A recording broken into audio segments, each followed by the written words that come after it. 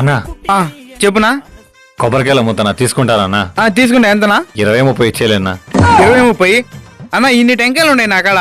నేనే 10 కమ్ముంటా, నీ కాడ 20 కొనుక్కొని నేను 10 నమ్ముకునేదే. నాకే నష్టం కదనా. 10 రూపాయలకి ఇచ్చే తీసుకుంటానా? సరేనా, 10 ఇచ్చేసేలేనా? సరే అన్న, అది ఆడ పెట్టేసి. సరేనా.